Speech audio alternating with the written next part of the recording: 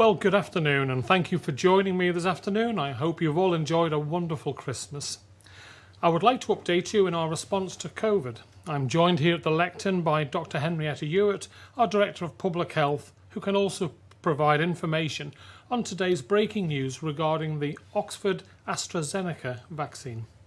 But before I do, I would like to update you on an issue that we used to talk a lot about: Brexit. To assist with questions, we will be able to call on David Corlett, who was head of the European and Trade Policy team in the Cabinet Office and is in a position to provide more detail if required. Although the challenges of COVID and the government's response to it have taken up a lot of our bandwidth throughout 2020, this does not mean that we have not been able to work on Brexit. Far from it. Officers from across government have been working hard throughout the year to secure the best possible outcome for the Isle of Man.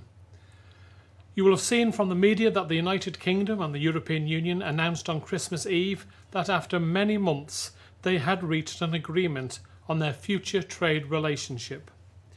The document is known as the Trade and Economic Cooperation Agreement. I briefed Timold on it this morning. This afternoon I would like to take you through what it means for the Isle of Man. Before getting into the substance, it is worth covering some of the basics again. As I'm sure you remember, the people of the United Kingdom voted to leave the European Union on the 23rd of June 2016. I know that many people on our island were, and still maybe are, frustrated that we were not able to vote in a referendum of such importance. For many, it felt that others were making decisions that impacted us. It is worth remembering, of course, that the Isle of Man was never a member of the European Union. We sat outside but had a number of benefits because of the UK's membership. Some of these benefits were related to holding a British passport, the right to travel freely and to settle or work across Europe. Other benefits relating to trade were through something known as Protocol 3. This was a set of really beneficial arrangements that meant we could trade our goods, including our meat, seafood and cheese, into the European market without tariffs or quotas. It was a good place to be. In terms of trade, we had most of the benefits of being a member of the European Union without the cost or many of the obligations. So when voters in the United Kingdom decided to leave the European Union, this did produce a certain amount of uncertainty for us. We have therefore been working closely with the United Kingdom government to ensure that they and the European Union fully understood what was important to us, and to ensure that we could get the best possible outcome for the island. Some people were concerned that the UK was negotiating for the Isle of Man rather than us doing it for ourselves. I do want to reassure you on this point. Firstly, it is normal for the UK to negotiate international treaties on behalf of us, the other Crown dependencies and the overseas territories. Secondly, I can tell you that the dialogue we had with the UK was first rate. I had contact with UK ministers regularly. Officials from across government were in constant contact with their opposite numbers in the United Kingdom and with those leading the negotiations. And as the negotiations went into the home straight, the team here at the Cabinet Office and other departments were working through weekends and evenings. This really has been a team effort. Negotiations between the UK and the EU have not been easy, but we were involved at every stage, and our voice was definitely heard. Then on Christmas Eve, we received formal confirmation that a deal had been done. The UK and the EU had agreed their trade and cooperation agreement. Now, why was it so important to get the deal right? There were a number of ways that the negotiations could have ended. You will have seen from the media that continuous uncertainty, or whether or not there was going to be a deal, was there right to the end. Many of the possible endings could have led to real risks for the island. Let me take you through a couple of them. First, if there had been no deal for the UK, there would have been no deal for the Isle of Man. This could have had a real impact on our economy. Our exports, both manufactured goods and agricultural goods, would have faced tariffs when exported to Europe. This could have made our lamb, cheese, seafoods, for example, and a range of manufactured goods less attractive and potentially impossible to sell. This would have also meant tariffs on imported goods. This is just not about brie, Parma ham and other high-end goods. Despite having wonderful produce locally, we do import more than we maybe realise from the European Union. Those goods, and therefore shopping baskets for families across the island, would have become more expensive. Second, there is a real risk at the start of the process that either the EU would refuse to allow the Isle of Man to join any new arrangements, or that the conditions that they might have insisted on to allow us to join might have been impossible for us. If the UK had been in and we had been out, this could have meant real friction in our trade with the UK, as well as tariffs on our exports, a lose-lose situation. This was why we've made every effort to get this right, and I am pleased to say that this is what we have achieved. As I briefed Tynwald this morning, as a result of the agreement, Manx companies will be able to trade with the European market with no tariffs, no quotas and minimal friction. This applies to manufactured goods and agri-foods. Manx goods will be treated in the same way as UK goods when trading with the European Union. Manx lamb can be sold in the same way as Welsh lamb. Manx seafood can be sold in the way as Scottish seafood. And manufactured goods from Ballasalla can be sold in the same way as manufactured goods from Birmingham. I know from speaking to local businesses who do export that this certainty for the future is what they needed. And I hope that this clarity will encourage those who do not yet export to the EU to consider doing so. Of course, there was give and take in these negotiations. Our ask was for free trade with the EU, no tariffs, no quotas. The EU's ask was that those who had previously fished in our territorial waters could continue to do so. The whole question of fishing has caused a lot of emotional debate here on the island and across in the UK. It was clear that without fish for the EU, there would be no goods for us. We agreed to explore this with the EU, subject to three important principles. First, that only those EU vessels with a proven and recent track record of fishing in Manx waters would be allowed to continue to do so. There could be no increase in the level of fishing undertaken by EU vessels. Second, that any new arrangement had to be a modern and champion sustainability.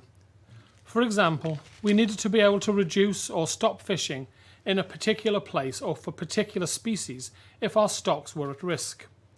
It might be worth saying that at this point that scallops and queen scallops are not currently fished by EU vessels, and this will remain the case under the new arrangements.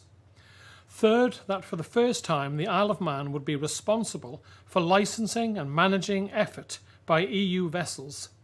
There could be no question of anyone else doing this. This is an important measure in the control of our territorial waters. These were important negotiating positions for us, and I am pleased to say that we have secured all of these under the new arrangements. Any EU vessel that wishes to fish in our waters in the future will have to prove a track record of 10 days fishing in any of the 3 12-month periods prior to January 2020. They will have to apply to our fisheries team at DEFA for a licence to do so, and they will only be able to fish for the species that they previously did in the section of our waters where they previously did. I know that some people would have liked to have seen all foreign vessels excluded from our waters. I get that. But I believe this approach of allowing into the small number of vessels that can provide the solid and recent track record is balanced and fair. And I am pleased that our new ability to licence and manage will mean we can put sustainability of our waters and our industry front and centre. A member of our fishing sector came to speak to me at an event a couple of weeks ago. As he and I discussed, once caught, fish and seafood become goods. If we had refused access to this limited number of EU vessels and as a result had not secured the goods part of the deal, Manx Court products would have been subject to tariffs when sold into Europe. It was about getting the balance right, and I believe we have. Taken as a package, I believe that this is a good deal for the Isle of Man. Was life under Protocol 3 better? Could the UK have secured a better deal? These are difficult questions to give a certain answer, but I do know that the outcome is better than we had hoped for at the start of the negotiations, and it certainly could have been considerably worse. Before moving on, I would like to take a second to recall that the end of the Brexit transition period is not just about trade. There are things that many of us need to do.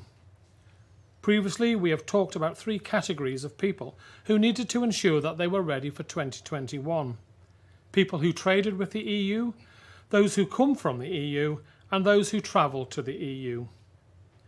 The deal reached by the EU and UK deals with questions of trade.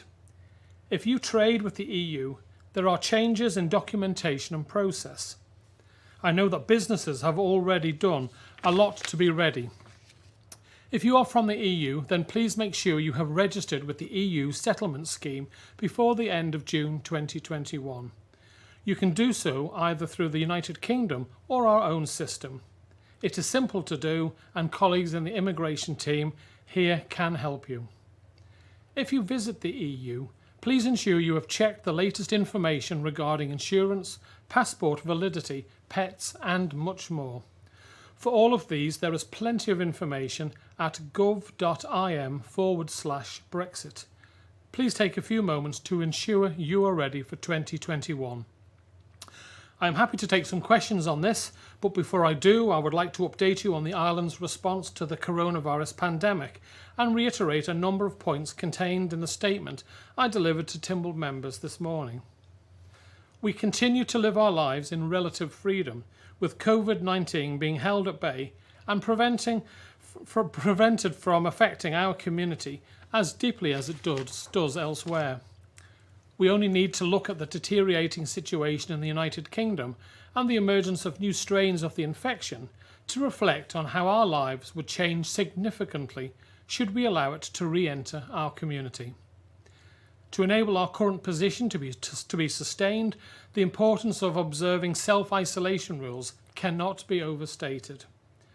While people should always aim to self-isolate alone, this is often not possible. In many cases, households are choosing to isolate together, but this leads to the possibility of further infection and therefore greater risk. The returning traveller must follow the guidance for self-isolation within a household. This means that they must remain in their own room away from other household members. If they need to leave their room to use shared facilities, they must make sure they do not come into contact with others and that they sanitise the facilities after use. Even with these precautions, there is still a risk of household transmission, particularly during winter when houses are heated and ventilation poor. We are reviewing the requirements for testing and for household self-isolation to ensure that we reduce the risk of secondary spread of infection as far as possible. My message today is therefore simple. Be vigilant in observing the guidance and always report any symptoms immediately by ringing COVID 111. I'd now like to bring in our Director of Public Health, Dr. Henrietta Ewart, to provide an update on the Oxford vaccine. Henrietta. Thank you, Chief Minister. Yes, I'm sure you'll be aware that the UK government announced this morning that the Medicines and Healthcare Regulatory Agency confirmed authorisation for the AstraZeneca or Oxford vaccine early this morning, and that will now go ahead with its rollout both across and here. The Oxford vaccine is like the Pfizer vaccine based on messenger RNA technology. So it works in a broadly similar way, but the way the vaccine has been designed and the way the messenger RNA gets into cells in the humans in whom it's been injected is slightly different. And the advantage that comes from that is that it does not have to be stored at the very low temperatures that are necessary for the Pfizer vaccine. They can just be stored at normal fridge temperature in the way that GP surgeries, pharmacies, etc., are very well used to storing vaccines. The other advantage is that manufacture is in the UK, whereas the Pfizer vaccine is manufactured in Belgium, so the supply lines are likely to be better. The UK has ordered 100 million doses of the Oxford vaccine, and we on the island will get our population-based share of that. So that should be enough to complete the 2-dose programme in our full population. Other news that's worth sharing on the vaccines is that the MHRA and the Joint Committee on Vaccination and Immunisation have now confirmed that for both vaccines, there is a window of up to 12 weeks from the date of receiving the first dose in which the second dose can be given. So that means that there can be a change of emphasis in rolling out the programme to get as many people vaccinated with their first dose as possible, and there won't need to be such a focus as there was in making sure that we've got the second dose sitting ready for people before they have the first dose. So we really are at a turning point for something that should be a game changer in this pandemic. But we have to remember that at the moment we are where we are, and as described just now by the Chief Minister, and we really have to continue to push to keep the island COVID-free, so that we can enjoy living with the considerable freedoms that we have, but also so that as we deliver the vaccination programme, we are doing that without any of the extra precautions that would have to be put in place in terms of PPE, social distancing, and all of that in terms of delivering the vaccine, which would make doing so a whole lot more complicated than if we can keep COVID free. Thank you. Okay, thank you very much, Dr. Hewitt. I would now like to take questions from the media. And first we have today is Rob Pritchard from 3FM. Good afternoon, Rob. Fast am I. Good afternoon, Chief Minister. Hope you all had a very pleasant Christmas. First of all, I'd just like to ask, just with regards to the Oxford vaccine, when do you expect the first dose of that to arrive on Ireland, and when do you expect to start a potential rollout of that alongside the Pfizer? As I understand it, we're still waiting confirmation of the arrivals, and we are also still awaiting all the material that needs to go around the delivery of that particular vaccine. So that includes the what are known as patient group directions, which is kind of the way of doing a mass prescription for a vaccination programme. We haven't got that yet, and we also haven't got the training materials to make sure that everybody who is going to be giving the vaccines is fully trained in how to do it. So as soon as we get that, then that side of things can roll out, getting the governance and the training right, and then as the vaccines actually arrive on Ireland, we'll be ready to go with the delivery. But we're still working to the date of starting delivery of the Pfizer vaccines on the 4th of January, so that won't stop, that will roll along in parallel. Supplementary to that, just with what you were saying there, do you even have a rough estimate as to when you maybe hope to start getting the Oxford vaccine up and running? I don't anticipate that it will be long, but I can't give you a date at the moment. Okay, thank you. My second question, just with regards to the Brexit trade deal, you yourself, Chief Minister, you've talked about the benefits to the likes of the fishing industry and agri-foods. Could you give us any examples of any other particular sectors on Ireland that could really benefit from this deal? Well, we've got a number of aeronautical manufacturing companies on the Isle of Man based in Onchan, in Douglas, in my own constituency, and at Ronaldsway, and they make parts for planes, for maybe the cockpit or the fuselage in Frankfurt or Paris, and these parts go into the UK and then are made into a bigger part and then end up in Europe. So those businesses will not be affected by any tariffs, which could have made their product unaffordable or caused a considerable amount of extra work for those businesses. So that's yet another example on top of on top of all our agriculture and fishing, cheese, etc. goods, that freedoms that we've already had, we've managed to retain the movement. Thank you very much, Rob. Next we have Simon Richardson from Business 365. Good afternoon, Simon. Fast am I. Good afternoon, Chief Minister. Mine's a Brexit-related question. Banking and accounting businesses will lose their automatic right of access to EU markets and face some restrictions. Is that a major concern for the financial services sector? Well, obviously, our Department for Enterprise and Treasury are having discussions with the banks to ensure what will be happening going forward. Obviously, we never had financial services with the European Union anyway. We were never going to get that. I don't know, David, if you would like to come in and expand on that. Yeah, as the Chief Minister's explained, Isle of Man banks and financial institutions would never have had the automatic right to market their services in the EU, as would the UK. So it's UK financial institutions that have lost that right, the passporting right, as it was known. So unless there are sort of indirect effects on Isle of Man institutions, it's not something that we would ever have had, so we won't have missed. UK financial institutions may benefit from equivalence, which is a system that the EU, had in place before the Brexit process, which enables them to participate and market their goods, services to EU customers. But that's a process that they have to go through, an application process that they have to go through with the EU. Thank you very much, Simon. My second question. Without access to the European Court of Justice as the final arbiter in legal issues, to whom can people in the Isle of Man turn in future?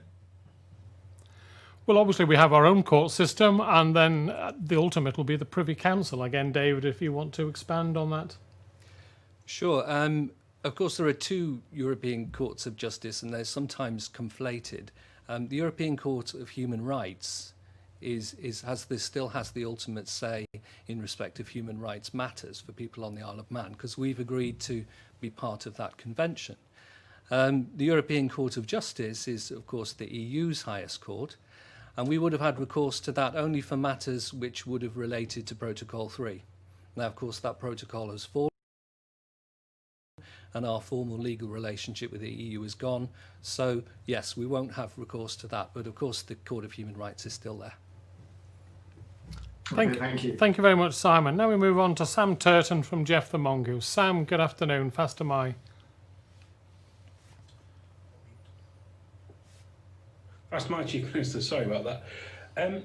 In terms of this deal with the EU, will the island benefit from other trade deals such as the one that was agreed with Japan, for instance, to come with that, or will we be excluded from them? No, we're working behind the scenes to be included. Obviously, the Japan one does include the Isle of Man, but only for goods, and we are looking to, in the future, negotiate services with Japan, and I know other jurisdictions are being worked on, Canada, obviously America, Australia, New Zealand, and the Isle of Man is looking to be involved and play a part in these free trade agreements. I don't know, anything further, David, you would like to add? Sure. As you may be aware, there were some 60 trade agreements which the EU had concluded with other countries, and they've been rolled forward by the UK under what's known as continuity agreements. And the Isle of Man was only ever covered by those agreements to the extent of trading goods, and we've retained that involvement, so we're still covered, say, as the Chief Minister's mentioned, in relation to the Canada agreement.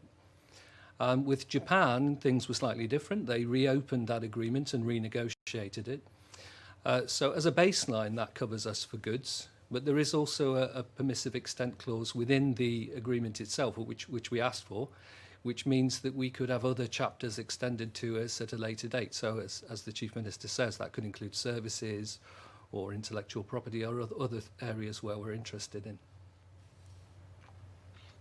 Thank you. And just secondly, could I ask Dr. Yu a question, please?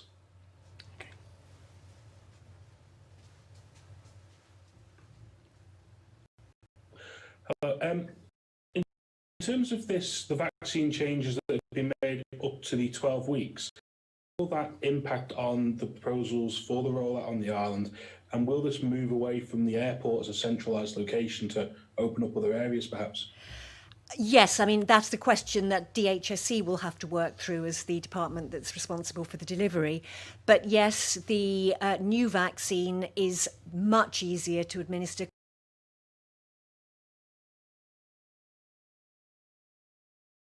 management of it, when you get it out of the fridge, when you mix it, etc. So it is a much easier vaccine to give in primary care, in GP surgeries and or in community pharmacies. So the authorisation of this vaccine really opens up a lot of new possibilities for rolling out a much smoother vaccination programme. Thank you. Thanks very much, Sam. Now we move to Ewan Gorn from Manx Radio. Good afternoon, Ewan. Faster my Chief Minister. I was just wondering, firstly, can you give EU vessels, you said they're a small number, how many you expect to want to continue to fish in our waters? And then could you expand by saying how you intend on policing those vessels and ensuring they have a licence to do so? Well, first and foremost, they will have to apply for a licence and prove also that they have been fishing in our territorial waters for the 10-day period in the last 3 years. So we are expecting around the 2030 tops sort of number. So it's not a big number at all. And but we won't be able to have the exact number. That's just a very rough estimate until they have applied, because they may not feel it's worth their while going forward. I would have to say that these will be the same vessels. They won't be allowed to be replaced by other bigger vessels, and they will only be allowed to catch the same quota that they've already been catching in our waters. So the answer is we don't know the exact number at this moment in time, but they will have to apply through DEFRA and our fishing team for a licence. And is the rule that the patrol vessel, is that adequate to ensure if there are rule breakers, you can catch them and penalise them? Well, it's not. I mean, I know our little vessel gets a little bit of stick sometimes about not being the fastest of boats, but all these boats fishing in our waters, it's a bit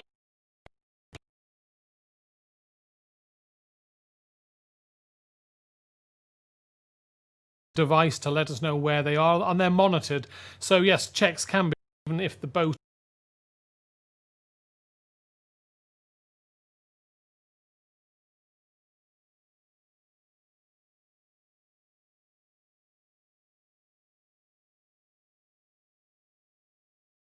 to fishing, if that's all right.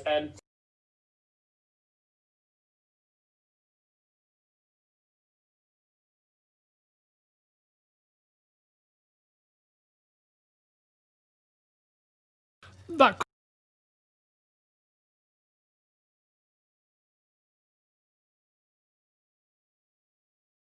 the UK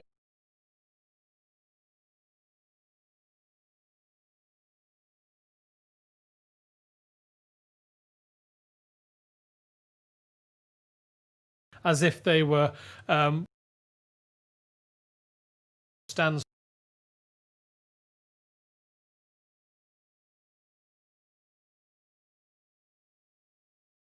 impact on a product coming from the Isle of Man. But let's hope we don't.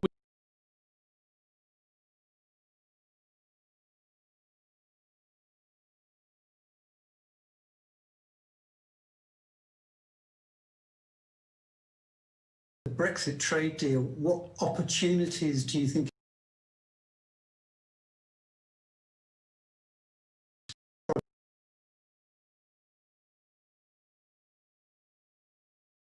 in some ways less attractive for foreign investment for countries such as, say, China, who would have seen the Isle of Man as a route into the European customs union?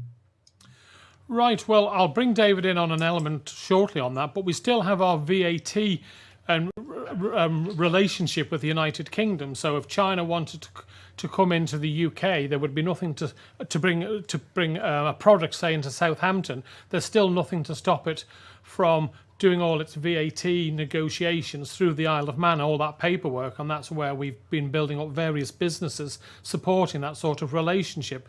That still carries on. I don't know, David, if there's any further. I mean, from an opportunity point of view, the free trade agreements being negotiated with other jurisdictions, we may be able to get a wider scope than we previously had, and I'm sure it's something David can expand on. Yeah, I think the point you mentioned there about the free trade agreements is a good one, because when the EU negotiated free trade agreements with third countries, it could only ever do so on behalf of the Isle of Man to the extent that Protocol 3 applied. So it could only ever include us to the extent of goods. Now the UK is doing it, they don't have those constraints, and we can be included more broadly. So it means, obviously, our economy is largely services based. We do a lot of financial services, so those are interesting areas we can explore. And essentially is that now the UK has left the EU, or shortly to leave the EU, there is an opportunity for it to behave slightly differently. The UK itself is not constrained by its EU membership, and therefore it can deal with us differently if it chooses to do so. So I think those are two clear and immediate advantages. Your next question, Adrian? Yeah, our good friend Richard Murphy and Tax Research UK, well known to the Isle of Man, he has suggested in a blog that because Britain will no longer be bound by the EU Code of Conduct on tax, that there will be an impetus from the Crown dependencies to retain full tax haven status, as you put it. It seems unlikely because the trade deal itself talks about compliance with global tax transparency and tax cooperation. But I wonder whether you could put that idea to bed. Yeah, the Isle of Man is committed to playing its part in international tax transparency regulations, and our reputation is such that we are one of only a handful of jurisdictions to be fully compliant with both rounds of the OECD's investigations into tax transparency. So we remain committed to that. The Isle of Man is always wanted to go down and is going down the well-regulated part of that side of business, and nothing will change on that. Obviously, the UK will be looking at doing different things that they were maybe shackled by the EU, and we will of course closely monitor what they come up with. But I don't know, David, do you want to add anything on that? Not really, Chief Minister. I mean, we already comply with code group rules, and we already cooperate with the EU, in terms of its listing process. So we already do those things, and we're not obliged to do so under Protocol 3. We also adhere to OECD standards on tax transparency as well. So it's not like we're going to change that. Okay. Well, thank you all very much for those questions. Now, on Friday, a new year dawns. After all that 2020 has thrown at us, I am sure, like me, you will welcome the opportunity the new year brings for a fresh start and renewal. The issue concerning the future trade relationship with the UK and the EU and what this means for the Isle of Man is resolved. Next week, we will commence the COVID vaccination programme. Although our island has in many ways been fortunate during this pandemic, I know there has been sorrow and hardship. With 2021 on the horizon, I feel certain that we can look to brighter days ahead. Please enjoy the remainder of the festive season as we bid farewell to 2020 and welcome in 2021. And I will speak to you in the new year. Thank you all very much.